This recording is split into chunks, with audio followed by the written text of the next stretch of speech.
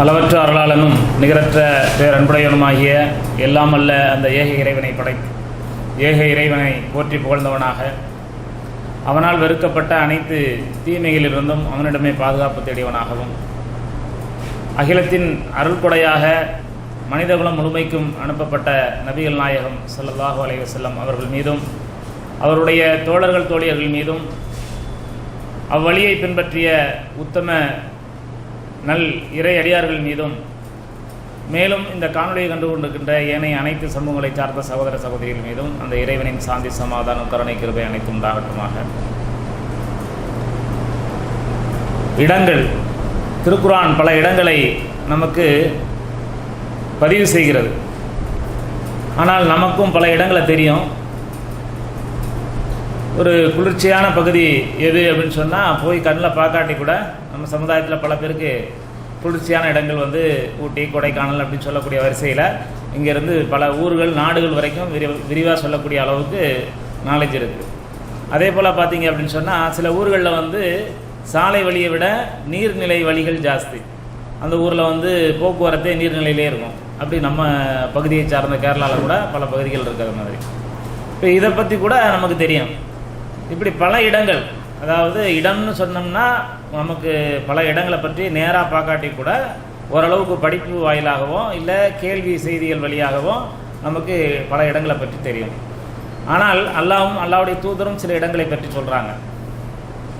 அந்த இடங்கள்லாம் என்ன அப்படின்னு சொல்லி படைத்த இறைவனன் வழங்கிய இந்த குர்ஆனை எடுத்து படித்தோம் அப்படின்னு சொன்னால் நமக்கு செய்திகள் தெரிய வரும்.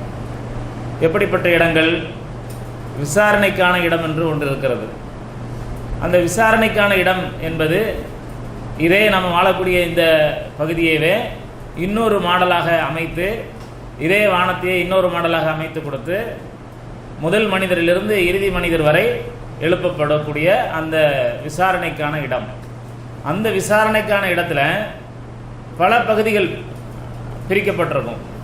எப்படி அப்படின்னு சொன்னால்,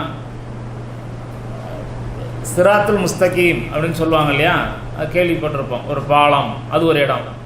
அந்த பாலத்தினுடைய அமைப்பு எதன் மீது இருக்கும் அப்படின்னு பார்த்தோம் அப்படின்னு சொன்னால், நரகம் என்று ஒரு படைப்பு இருக்கும், அது ஒரு இடம். அப்போ நரகத்து என்று சொல்லக்கூடிய ஒரு இடத்தை பற்றி பேசுகிறான், மன்னரை என்று சொல்லக்கூடிய ஒரு இடத்தை பற்றி பேசுகிறான்.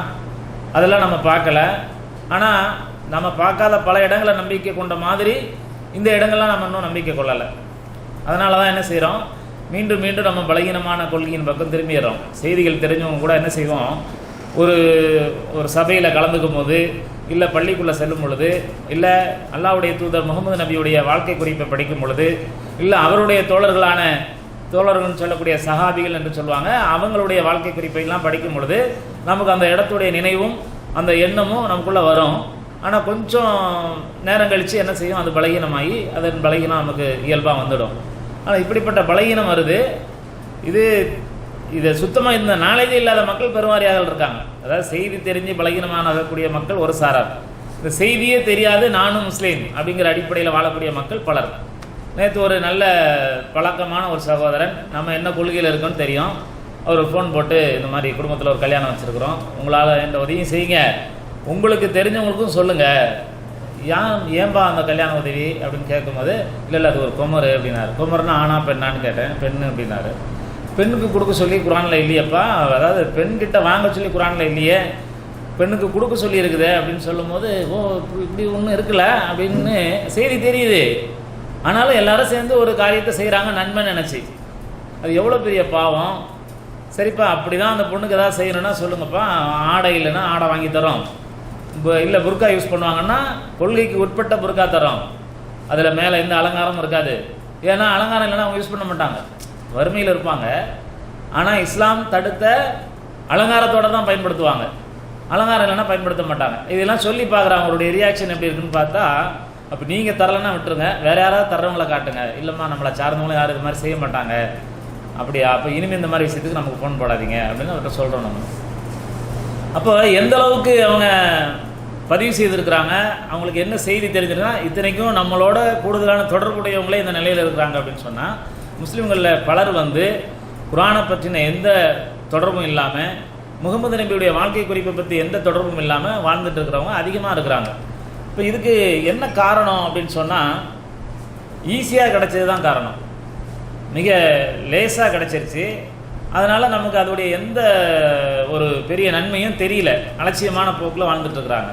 அப்போ சிரமப்பட்டு இந்த செய்திகளை வந்து வழியை போய் படித்து தெரிஞ்சுக்கிட்டு இஸ்லாத்தில் வரக்கூடியவங்க மிக அதிகமான சோதனைக்கு உட்படுத்தப்பட்டாலும் தன்னுடைய கொள்கையை உறுதியாகவும் அந்த நம்பிக்கையில் தெளிவாகவும் இருக்கிறாங்க.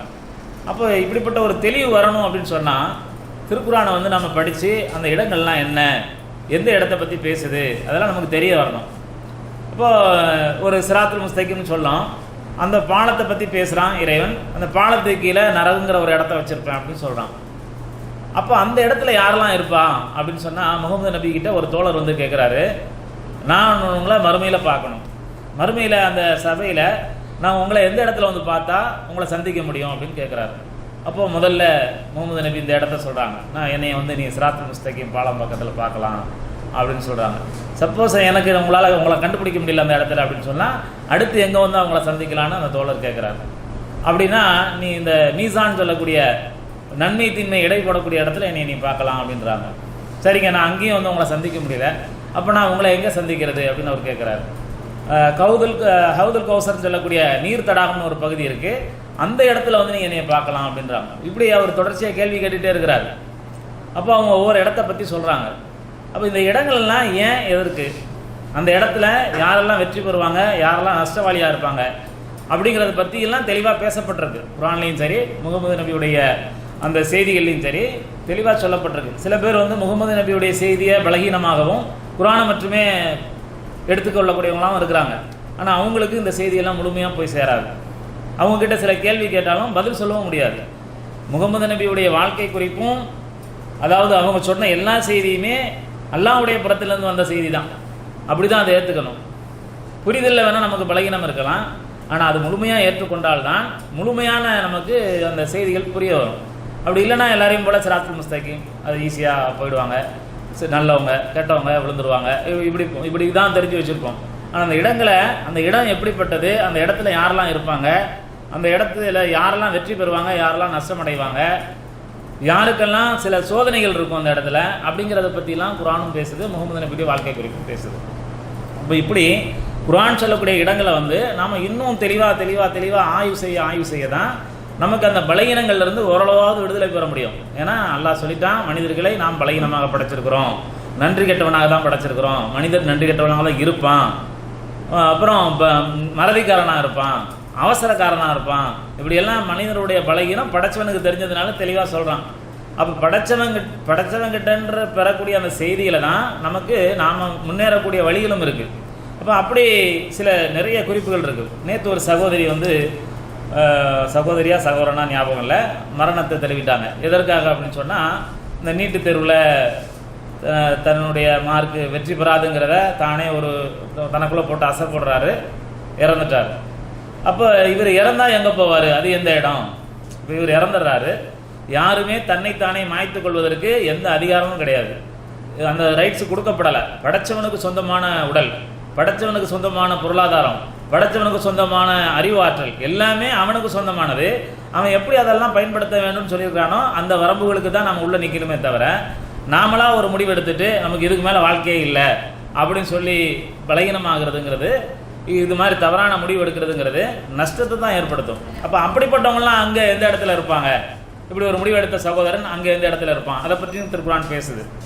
அப்போது நாம் வந்து சரியான செய்தியை வந்து புரிஞ்சுக்கணும் அப்படின்னு சொன்னால், படைச்சவன் யாருங்கிறத முதல்ல புரிஞ்சுக்கணும், படைச்சவனுடைய செய்தி எப்படிப்பட்ட செய்தியெல்லாம் சொல்லுது அப்படிங்கிறத புரிஞ்சுக்கணும். அப்போ தான் வாழ்க்கையில் வெற்றி பெற முடியும். இப்போ அந்த சகோதரன் நினச்சி நம்ம கவலை செய்கிறோம். ஏன் அப்படின்னு சொன்னால், இதை மாதிரி வேறு யாரும் தவறான முடிவுக்கு போகக்கூடாதுங்கிறதுக்காக அந்த சபையில் அதை பதிவும் செய்கிறோம். இது வந்து தொடர்ச்சியாக நடந்துகிட்ருக்கு. இது வந்து என்ன செய்யணும் அந்த மாதிரி சகோதரர்கள் அப்படின்னு சொன்னால், தன்னுடைய அந்த ஒரு வழியை விட்டு இதற்கு வேற என்ன வழி சொல்லப்பட்டிருக்கு அப்படிங்கிறத கொஞ்சம் தயவுசெய்து யோசிக்கணும். யோசிச்சாங்கன்னா, இப்போ உதாரணமாக மருத்துவத்துக்காக முயற்சி பண்ணார், நம்ம நாட்டுடைய சில அறிவினர்களுடைய வழிகாட்டுதல்னால சில வெற்றிகள் வந்து நமக்கு தடையாக இருக்குது. அதாவது சராசரி மக்களுக்கு, ஒரு பலகீனமான சூழ்நிலையில் இருக்கக்கூடிய அந்த சமுதாய மக்களுக்கு எப்படியாவது இவங்களுக்கு கல்வி கிடைச்சிட்டு நாளைக்கு நம்மளை கேள்வி கேட்பான், நம்ம முன்னாடி உட்காருவான், சமமாக உட்காந்துருவான், இல்லை நம்ம பிள்ளைங்க படிக்கிற இடத்துல இவனும் சேர்ந்து படிப்பான். இதுதான் இந்த தடைங்களுக்கெல்லாம் காரணம், வேற ஒன்றும் பெருசாக சொல்லிக்கிறதுக்கு இல்லை. இதனால் நான் என் பிள்ளை படித்தான் அப்படின்னு சொன்னால் இந்திய பெருமையை வெளிநாடுகளுக்கு கொண்டு போய் நிறுத்துவான். அந்த மாதிரி நிறைய பேர் வளர்ந்துருக்கிறாங்க, வெற்றி பெற்றிருக்கிறாங்க. இந்த தேசத்துடைய வந்து மதிப்பை வந்து உலகளாவிய கொண்டு போய் சேர்த்துருக்கிறாங்க. அப்படிப்பட்ட சிந்தனை இல்லாமல் என் ஜாதிக்காரனுக்கு இணையா வந்து இவன் உட்காந்துருவான், எனக்கு சமமாக உட்காந்து பேசிடுவான், இல்லை என் பிள்ளையோட வளர்ச்சி பாதைக்கு போயிடுவாங்கிற ஒரு கெட்ட எண்ணத்தை தவிர வேறு எதுவும் இருக்க வாய்ப்பில்லை. அப்படிப்பட்ட மோசமான சிந்தனையுடைய தலைவர்களுக்கு இறைவன் வந்து நல்ல அறிவும் நல்ல சிந்தனையும் கொடுத்து அவர்களுக்கும் நல்ல புத்தியை கொடுக்கணும். அதற்காக நம்ம பிரார்த்தனை செய்வோம். ஆனால் இப்படி ஒவ்வொரு இடங்கள்லையும் நாம் தடுக்கப்படுறதுக்கு எல்லா இடங்களை பற்றியில நாலேஜும் நமக்கு வந்து உள்வாங்கிக்கணும். அப்போ குர்ஆன் சொல்லக்கூடிய பல இடங்கள், அதே போல் மோசமாக நடந்துக்கிட்டவங்க இடத்த பற்றியும் பேசுது. மோசையோட பிரச்சனை பண்ண மோசமான அரசன், அதே போல் காரூன் சொல்லக்கூடிய ஒரு மோசமான பணக்காரன், அவன் எப்படியெல்லாம் அழிக்கப்பட்டான், இதை இந்த இடத்த பற்றியும் பேசுது. அவங்க இடத்த அப்படி நம்ம தலைகீழாக புரட்டிட்டோம் அப்படின்றான்.